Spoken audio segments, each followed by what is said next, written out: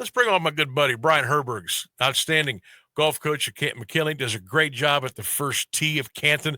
Thought we'd bring Coach on to dissect the Open and talk a little J.J. Spaun here today. Coach Bergs, how you doing today, partner? I'm doing great. I'm doing great, Sammy. How you doing today? I'm good. Thanks for coming on today. I thought you'd be one of the fun guys to talk about. I'm not sure how much of the Open you watched over the weekend, but you are involved in golf almost 365 days a year, one way or the other. But what did you make of the entire U.S. Open tournament and then that crazy last 35 minutes at Oakmont yesterday? So I go back and forth with this, and some people see it differently than I do, but I watch these guys week in and week out, and I struggle at times to watch the greatest players in the world, play like they did, over the weekend at Oakmont.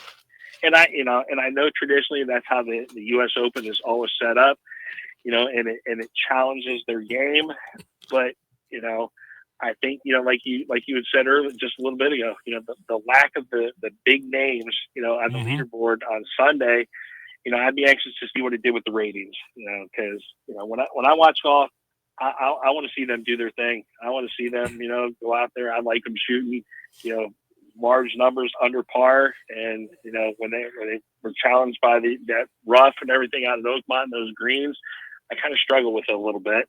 Yeah, I want to see them get challenged, but I don't want to see carnage on the golf course. And I think for most of the weekend, man, I bet if the cleanup crew is probably still picking up bags and balls and people's wrists, and I mean it was, and that's they were kind of lucky, Brian, because yesterday the weather got a little goofy.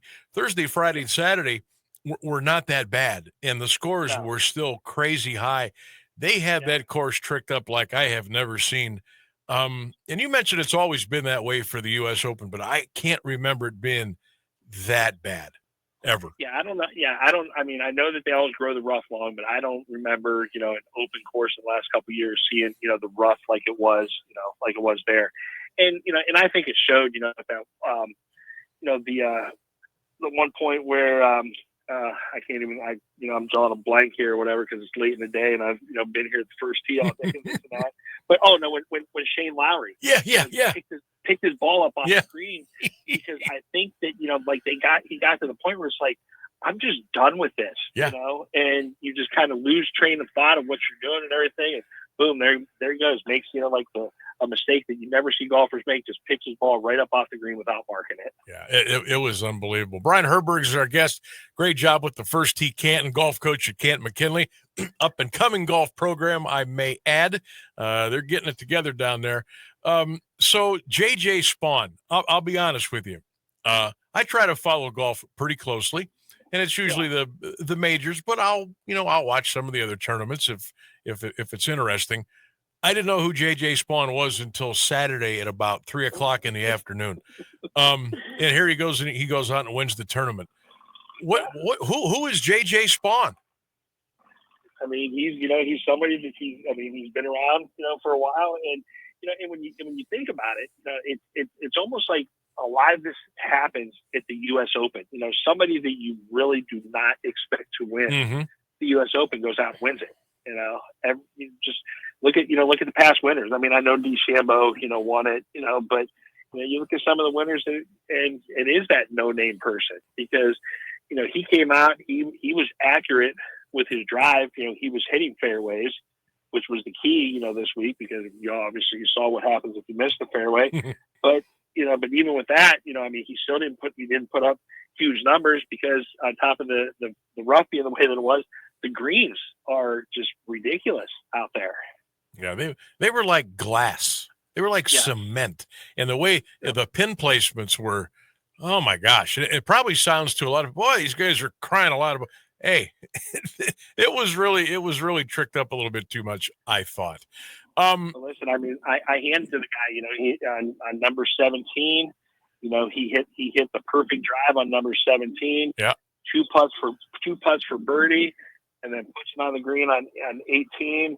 And then, Hovland showed him the line, so all I had to do was watch what Victor Ball did, and there you go, boom, knocks it in. I mean, yes, it was great theater, to see that happen, like that. So, I gotta be honest with you. Saturday afternoon, or was it Sunday afternoon? The rain delay was yesterday. Yeah, the rain delay was yesterday. And there was, I'm not sure how long it lasted because we actually left the house for a little bit, but they went to the 2008 U.S. Open. They played her. Yeah. And I'm going to tell you what, I was as glued into that as I've been to anything. And it was from 2008. You know why? Because Tiger Woods was playing and he was making great shots and the crowd was going wild. What does that say about where we are with the PGA Tour right now? Oh, listen, I will watch anything, with Tiger Woods. I'll watch every replay of every golf tournament that guy played because, I mean, he was just fun to watch. He did things on the golf course that were just unbelievable.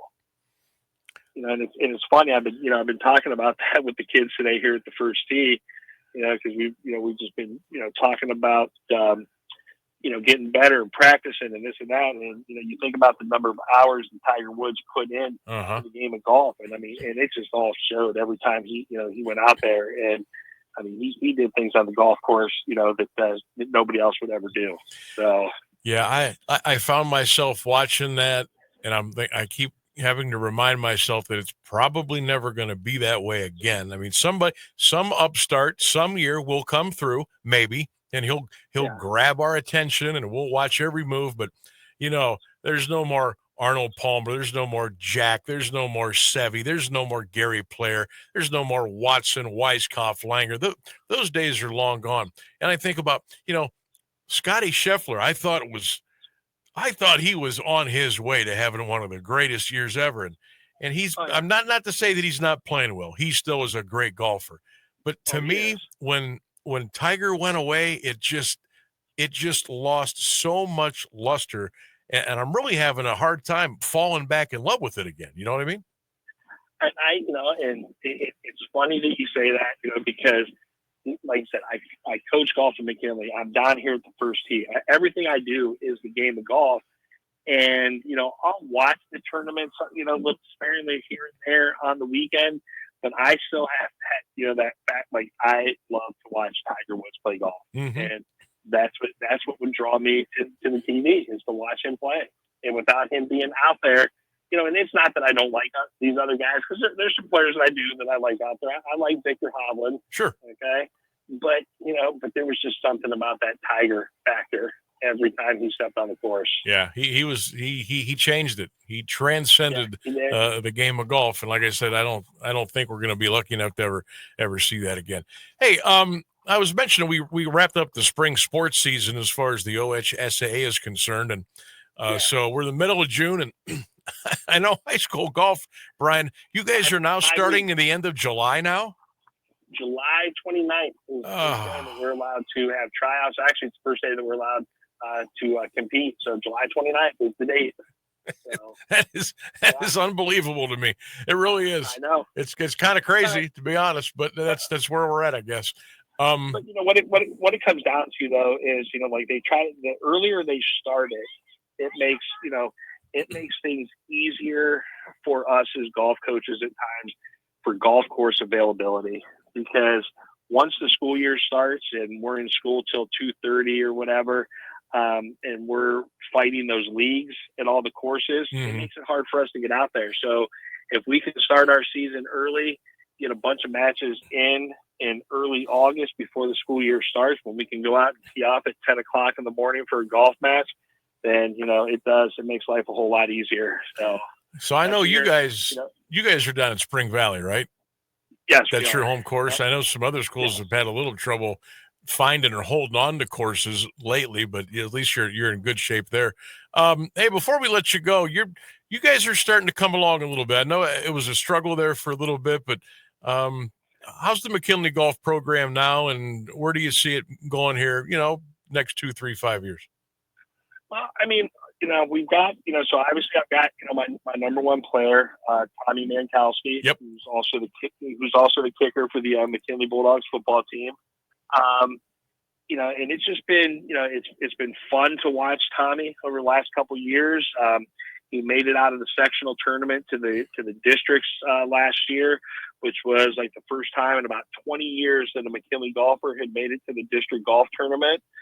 So I'm hoping, that people see, the little, even though a lot of times it's, individual success, that, more people will want to come out and, and play the game, and obviously, coaching at McKinley, I battled it's McKinley's a football and it's a basketball school. Okay. And, that's what it's been for years, so sometimes trying to get, some of these other kids out there to play what they call the so-called, like secondary sports. I mean, it's difficult at times, but, hey, we're working on it. I go out, I do my, recruiting within the school to, try to get kids out there and just tell them like, hey, we have fun, this is what you can do. And, so it's, it's been working numbers wise.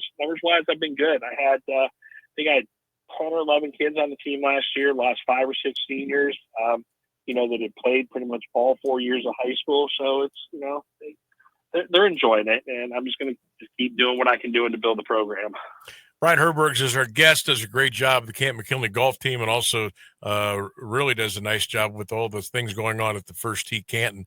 I get to talk to a lot of coaches and a lot of people around golf. I had Jimmy Hamlin on the show last weekend, and I always kind of work a question in of, the interest level in golf for, say, kids starting at maybe like age 10 or 11, going through high school and maybe, their early college years. The interest level, what do you see maybe as far as the First Tee? Are numbers up with the programs? Is the interest there? How's that been going for you on the big scale of things?